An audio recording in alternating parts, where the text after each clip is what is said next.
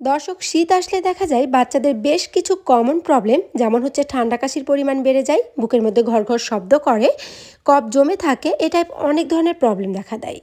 তা আজকে ঘরোয়া একটা রেমেডিজ আপনাদের সাথে শেয়ার করব, যেটা আপনারা চাইলে বাচ্চাদেরকে খাওয়াতে পারেন।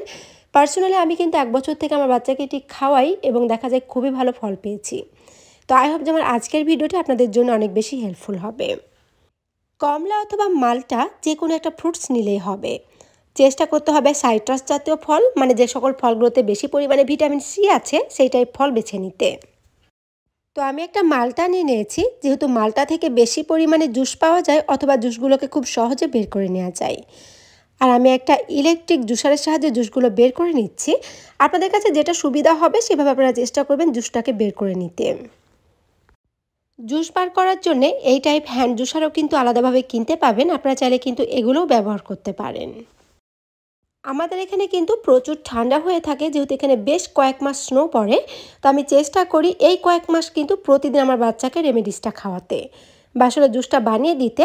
আর আমি সেজন্যই কিন্তু ইলেকট্রিক জুসারটাই ব্যবহার করে থাকি, কারণ এটাতে জুস বার করা আমার জন্য অনেক বেশি ইজি হয়ে যায়। তো এখন আমি চলে যাচ্ছি চুলায় এবং চুলায় একটা প্যান বসায় নিয়েছি আর তার মধ্যে দিয়ে দিচ্ছি মালটা থেকে বের করে নেওয়া জুসগুলোকে। নিয়ে নিচ্ছি 2 টুকরো ছোট ছোট আদা। আদা বাচ্চাদের রোগ প্রতিরোধ ক্ষমতা বৃদ্ধি করে থাকে।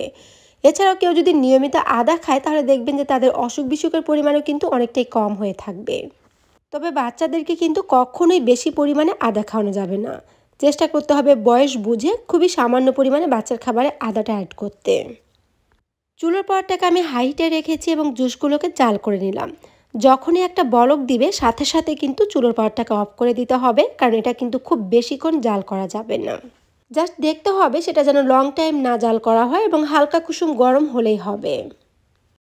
এরপর ফাইনালি যেটা লাগবে সেটা হচ্ছে মধু, এবং বাচ্চার খাবারের জন্য সবসময় চেষ্টা করবেন অর্গানিক বা একদম খাঁটি মধুটা ম্যানেজ করতে। বাচ্চার বয়স 1 বছর হলে আপনারা চাইলে কিন্তু মধু দিতে পারবেন। আর বাচ্চার যদি কোনো প্রবলেম থেকে থাকে বা ডক্টর না করে থাকে তো সেক্ষেত্রে চেষ্টা করবেন 18 মাস পর থেকে বাচ্চার খাবারে মধুটা অ্যাড করতে। তো জুসটা এখন মোটামুটি হালকা কুসুম গরম অবস্থাতে চলে আসছে এবং এখন আমি অ্যাড করে নিচ্ছি 2 টেবিল চামচ পরিমাণে মধু। মধুটা আপনারা বাচ্চার বয়স বুঝে অ্যাড করে নেবেন, যেহেতু আমার বাচ্চা এখন 3 ইয়ার প্লাস, সেজন্য আমি এখানে 2 টেবিল চামচ অ্যাড করেছি। তো রেডি হয়ে গেল বাচ্চাদের জন্য অনেক হেলদি একটি ড্রিঙ্কসের রেসিপি। এখন কিন্তু বাচ্চাদের দেখবেন খুবই ঘন ঘন ঠান্ডা কাশি ফ্লু ভাইরাসের মতো প্রবলেমগুলো লেগে থাকে। তো এগুলোর বিরুদ্ধে ফাইট করতে কিন্তু এই জুসটা খুবই হেল্প করবে। আর আমি ঠিক 1 বছর থেকে আমার বাচ্চাকে ডক্টরের পরামর্শ মতোই প্রতি শীতে এটাই খাইয়ে আসছি। আলহামদুলিল্লাহ ওর জন্য আমি খুবই ভালো ফল পেয়েছি। সো আপনি চাইলে কিন্তু ট্রাই করে দেখতে পারেন আপনার বাচ্চার জন্য প্রতিদিনের জুসটি। মালটা বাচ্চাদের রোগ প্রতিরোধ ক্ষমতা বৃদ্ধি করে থাকে, বাচ্চাদের অসুখ বিসুখের বিরুদ্ধে ফাইট করতে হেল্প করে থাকে। আর মালটাতে আছে প্রচুর পরিমাণে ভিটামিন সি, যেটা কিন্তু বাচ্চাদের জন্য অনেক বেশি উপকারী। একই সাথে জুসটা কিন্তু বাচ্চাদের স্কিনের জন্য অনেক বেশি উপকারী, তাদের স্কিনের উজ্জ্বলতা বৃদ্ধি করবে এবং বাচ্চাদেরকে দেখা যাচ্ছে ডিহাইড্রেট থেকে মুক্ত রাখতে অনেকটাই হেল্প করবে। সো আপনি চাইলে কিন্তু আপনার বাচ্চার বুকে জমানো কফ বা ঠান্ডা কাশির মতো প্রবলেম সলভ করতে জুসটা বাচ্চাকে নিয়মিত খাওয়াতে পারেন। তো দর্শক, এই ছিল আজকের মতো। আমি চেষ্টা করি বাচ্চাদের জন্য বিভিন্ন ধরনের ভিডিওগুলো আমার এই চ্যানেলে আপলোড করতে। তো যদি ভিডিওগুলো ভালো লাগে তাহলে প্লিজ অবশ্যই একটি লাইক দিতে ভুলবেন না। আর যারা আমার ভিডিওটিকে পুরোটাই দেখেছেন বা আমার চ্যানেলটিকে সাবস্ক্রাইব করেছেন তাদেরকে অসংখ্য ধন্যবাদ। সবাই ভালো থাকবেন, দেখা হবে আবার নতুন কোনো বেবি ফুড রেসিপি নিয়ে।